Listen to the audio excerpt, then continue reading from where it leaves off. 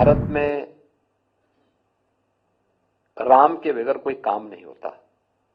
जगते हैं राम, सोते हैं राम, चलते हैं तो राम, भोजन करते हैं तो राम, और अंतिम यात्रा भी निकलती है तो राम। भारतीय जीवन पद्धति में राम के बगैर कोई काम नहीं होता है। हम सब जानते हैं भारत में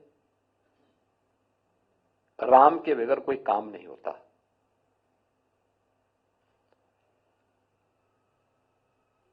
घर में कोई मांगलिक कार्यक्रम होता है, बच्चे का जन्म होता है, अखंड रामायण का पाठ।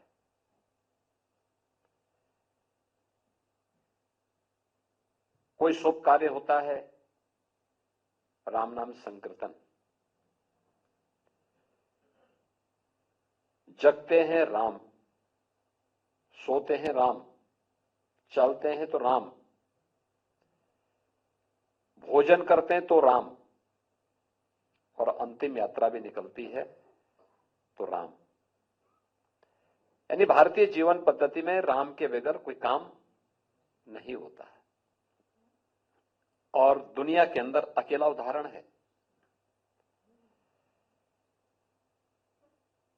लगभग 500 वर्षों तक कभी भी से राम जन्मभूमि का मुद्दा दबा नहीं।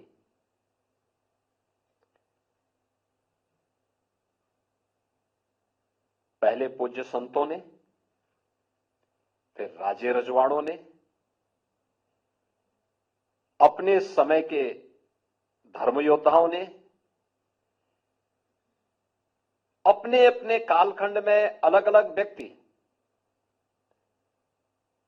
इसे अपना मुद्दा बना करके लड़ता रहा, भिड़ता रहा, बिना झुके, बिना रुके, बिना डिगे इस मिशन को लेकर के आगे बढ़ता रहा। और दुनिया के अंदर किसी एक पावन स्थल के लिए इतने लोगों ने अपनी शहादत दी हो, इतने बड़े संकल्प हुए हों, अन्यत्र देखने को भी नहीं मिलता है। यह इसलिए हुआ क्योंकि राम के बगैर हमारा कोई काम ही नहीं होता।